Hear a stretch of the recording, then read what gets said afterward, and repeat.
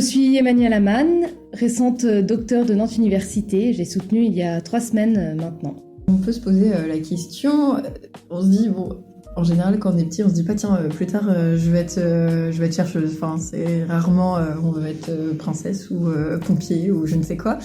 Comment on arrive à devenir chercheuse ? Comment on en arrive là, à se dire, bah tiens, je vais faire une thèse, je vais faire un doctorat. C'est quoi le parcours qui t'a amené à ça ? J'ai fait la fac pendant 5 ans et à la fin de mon master, je voulais pas tout de suite rentrer dans une entreprise, dans la vie active. Et j'ai des parents professeurs, dont un père chercheur. Et donc j'ai pas mal baigné dans le monde de la recherche et dans le monde de l'enseignement. Ce qui m'a guidée vers cette voie et qui m'a motivée à faire cela pour avoir une nouvelle expérience aussi professionnelle et académique. J'ai fait une licence d'informatique à Sorbonne Université à Paris, puis un master Android, master spécialisé dans la recherche opérationnelle, toujours à Sorbonne Université. Alors concrètement, ça veut dire quoi être doctorant ? On fait quoi quand on est doctorant ? C'est pareil, ça c'est quelque chose qui reste assez obscur pour le commun des mortels. On se dit mais ils font quoi ? Est-ce que vous donnez des cours en parallèle de vos recherches ? Ça veut dire quoi faire de la recherche ? Moi j'ai fait une thèse en entreprise, donc une thèse CIFRE.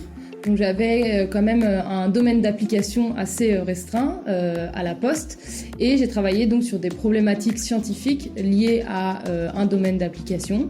Et donc j'ai passé une partie de ma thèse à définir le périmètre d'études, à définir à quel problème académique ça correspondait.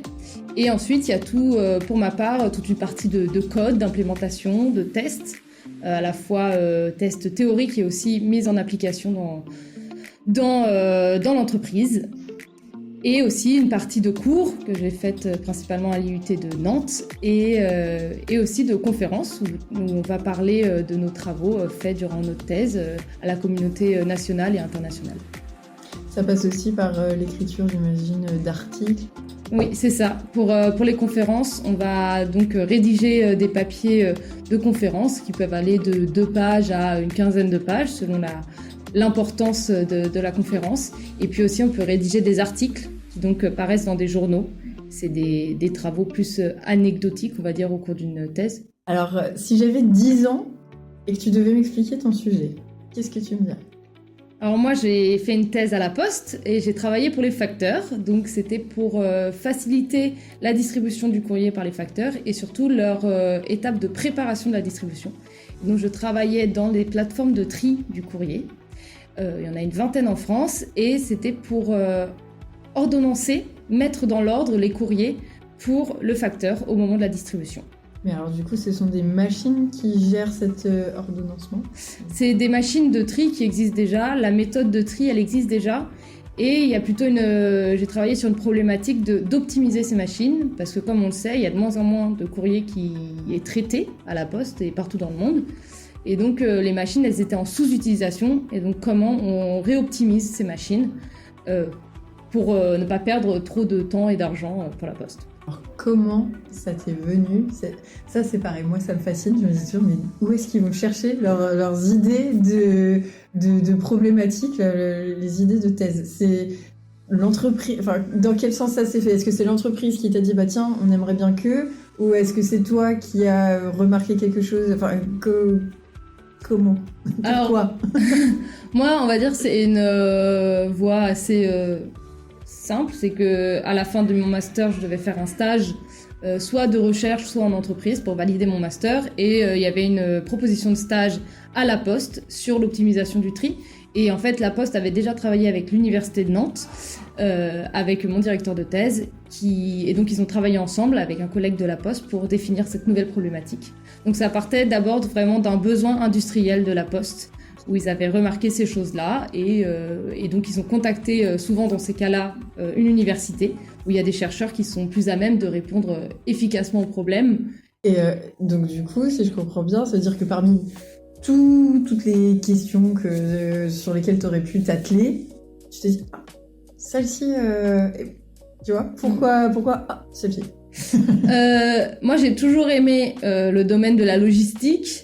Et les choses, je savais que si je faisais de la recherche, je voulais faire de la recherche concrète, La théorie, j'ai pas le bagage, on va dire, académique pour faire de la théorie pure qu'on peut avoir aussi en informatique ou en recherche opérationnelle. Je voulais un sujet très appliqué et la Poste, c'est quand même... ça m'a intéressé d'aller travailler avec la Poste parce que ça fait partie de notre quotidien, mais on sait pas du tout comment ça fonctionne. Ça a été très intéressant en culture générale, tout ce que j'ai appris au cours de ces années. Et maintenant, de savoir que je suis l'experte en optimisation du tri du courrier en France, c'est assez valorisant et quand même aussi facile à expliquer aux personnes ce sur quoi je travaille. Et c'était ça qui m'a attirée. Est-ce qu'il y a un aspect terrain dans ces recherches? Donc là, a priori, oui. Mais comment concrètement ça s'est produit, cette recherche terrain? Est-ce que tu vas interviewer des gens? Est-ce que je sais pas. Bah, du coup, dans mon cas, on avait le problème, on le connaissait au début de ma thèse, on l'avait bien défini, voilà. Et c'est plutôt au moment de la mise en application, une fois qu'on avait la solution, c'était comment être sûr qu'on répondait bien à toutes les contraintes métiers qu'il y a. Parce que nous, on a travaillé sur la machine, mais derrière, il y a des opérateurs, des vraies personnes qui travaillent sur ces machines. Donc, j'ai beaucoup travaillé avec ce qu'on appelle des responsables organisation, donc qui vont organiser toute la gestion de l'équipe pour une journée de tri à la Poste. Et donc, il y en a beaucoup en France, vu qu'il y a beaucoup de plateformes. Donc, j'ai posé des questions à différents responsables organisations de différentes plateformes qui m'ont expliqué aussi comment ça fonctionnait dans les plateformes de tri. J'ai fait ce qu'on appelle un audit du tri à la Poste, qui m'a permis de beaucoup apprendre sur la Poste et sur le tri, mais aussi de mieux faire passer mes informations aux collègues de la Poste et aussi de faire connaître à des gens extérieurs à la Poste ce qui se passait dans les plateformes. Voilà. Justement, ça a été quoi les grandes étapes? C'est quoi la méthodologie? Donc d'abord, tu vas sur le terrain pour essayer de mieux comprendre la problématique. Ensuite, une fois que j'avais trouvé une solution qui répondait aux problèmes de manière théorique, je suis allée m'informer auprès du métier, aussi connaître beaucoup mieux comment ça se passait dans le domaine postal. Et suite à ça, j'ai pu travailler sur les différentes spécifications qu'il y avait au niveau du métier, selon aussi les endroits où on était en France. Et suite à ça, on a pu mettre en application la méthode que j'avais proposée. Et ensuite, ça a été le travail de mes collègues de la Poste de le faire valoir à tout le monde au niveau national. Une fois que ça avait été lancé sur une ou deux plateformes, c'est eux qui ont propagé la bonne parole. C'est ça, c'est eux qui ont pris en main la fin de l'implémentation industrielle. Et alors justement, c'est quoi cette solution que tu as trouvée? Donc je travaille sur les machines de tri, et ces machines de tri, elles sont utilisées d'une manière que l'on suppose que tout le monde reçoit du courrier tous les jours, ce qui n'est pas vrai, comme on peut le voir nous dans nos boîtes aux lettres. Et donc cette réalité, en fait, elle va créer des différences de remplissage dans les sorties, des déséquilibres qui ont une répercussion directe sur les opérateurs et sur la machine. Et donc la machine va avoir beaucoup de problèmes techniques.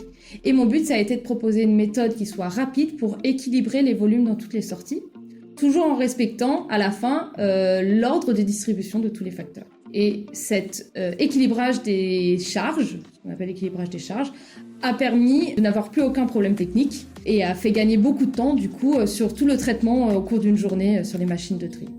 Mais du coup, quelle est cette méthode? Est-ce que tu ne me réponds pas?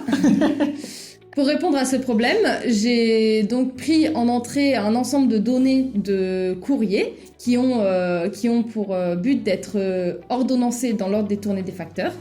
Et je les ai introduits dans un code, dans un algorithme que j'ai codé, et qui donc va répartir les courriers sur la machine, de sorte à équilibrer les volumes dans toutes les sorties, et à la fin d'obtenir bien l'ordonnancement attendu par chacun des facteurs.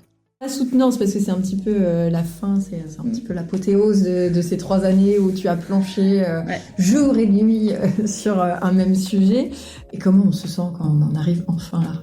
Donc la thèse, c'est le manuscrit qu'on écrit pour la fin de nos 3 ans de travaux. C'est un travail d'écriture qui peut être intéressant. Moi, j'ai trouvé ça très intéressant. Je me suis trouvé appétence à rédiger. Et la soutenance, c'est une présentation qu'on va faire pendant 45 minutes et ensuite on va avoir un ensemble de questions. Et la présentation, c'est aussi un exercice chouette. Moi, j'aime bien présenter les choses et j'avais eu beaucoup de conférences pendant lesquelles j'avais pu m'entraîner. Et donc, la présentation, c'est faire le résumé de nos 3 ans de travaux en pointant les choses intéressantes, en faisant aussi des choix, parce qu'en 45 minutes, on ne peut pas tout présenter. Une petite émotion quand même quand on en arrive là ou... Pour moi, ça a été 2 minutes avant la soutenance. Jusqu'alors, ça allait, je m'entraînais tous les jours, j'étais super confiante. Et 2 minutes avant, j'ai pleuré. Et après, c'était bon, on était partis. Donc j'ai commencé la voix tremblante et ensuite j'ai repris confiance. À partir du moment où on démarre la présentation, après ça passe, ça va super vite. Et à la fin, c'est un relâchement total. Ouais. Et alors donc on dit la fin, mais est-ce que c'est vraiment la fin? Est-ce que tu vas peut-être poursuivre quelque chose autour de cette question ou là tu as trouvé une solution et donc voilà, le chapitre est clos? C'est quoi la suite pour toi en fait, tout simplement? Pour ma thèse, il y a toute une première question de recherche qui avait été définie pour laquelle on a répondu globalement à la question. Et il y a une deuxième question de recherche qui est arrivée au cours de ma thèse suite à ça et pour laquelle on a encore des travaux à faire. Et donc on a un stagiaire actuellement qui travaille à la Poste, un stage de recherche aussi, pour continuer les travaux de thèse. Et moi actuellement, je suis donc en postdoc, toujours à l'IUT de Nantes, dans la même équipe de recherche, mais sur un nouveau projet. Et plutôt orienté vers le génie industriel, donc ça change assez des choses qui m'étaient demandées pendant la thèse. Et alors une question qu'on peut se poser aussi, par exemple quand on est étudiant et qu'on se dit tiens, peut-être que je me lancerais bien dans une thèse et tout, mais à la fin, c'est quoi votre métier? À la fin, on a plusieurs choix possibles. On peut aller travailler dans le privé, on peut être ingénieur de recherche, donc faire seulement de la recherche, ou enseignant-chercheur, donc faire de l'enseignement et de la recherche. En 3 mots, s'il y avait 3 qualités à avoir pour devenir chercheur, pareil, dans le cadre, on est étudiant, on se dit peut-être bien qu'on se lancerait, ce serait quoi les 3 qualités principales à avoir? Pour moi, la communication, c'est très important. Savoir communiquer avec ses collègues et aussi communiquer à des gens qui ne connaissent pas ton domaine de recherche. C'est très important parce que la recherche tout seul, c'est pas facile. Et forcément, la recherche, ça se fait à plusieurs. Et sinon, c'est être intéressé et je dirais ne pas avoir peur de se tromper. La perfection, ça n'existe pas. Donc, et on apprendra toujours tout au long de notre vie. Et la recherche, je pense que c'est le bon domaine pour ça. On va toujours apprendre de nouvelles choses. On est là pour chercher des choses. Donc, il va y avoir certains domaines, certains sujets qu'on ne comprendra pas au début et même au bout de 20 ans, 30 ans de carrière. Peut-être aussi une certaine ténacité parce que j'imagine qu'en 3 ans, à plancher sur le même sujet, il y a peut-être des fois des petits moments de désespérance, des petits moments de creux. Comment on gère ça? Moi, ce qui m'a aidé à surmonter ces 3 ans de thèse, parce qu'il y a eu des moments de bas et de haut, c'est de se dire qu'on reste des humains, qu'on n'est pas des machines et il y a des moments où on est inspiré, on va être très performant et d'autres où finalement ça prend beaucoup d'énergie de commencer à rédiger un papier, de faire une présentation ou de lire quelque chose et on s'en rend pas forcément compte quand on est extérieur à ça et qu'en fait il n'y a pas forcément à la fin de la journée de la valorisation dans ce qu'on aura fait de notre journée parce qu'on va juste avoir passé la journée à lire un papier ou à écrire 3 phrases ou à faire une liste de choses intéressantes pour la suite. Et ça peut être assez difficile à se rendre compte qu'on n'a pas autant de checkpoints à la fin d'une journée qui seront validés. Super. Ok, je t'avais dit quoi? 25 minutes? Ouais, je parle beaucoup. Mais non, c'est ok. Je parle beaucoup.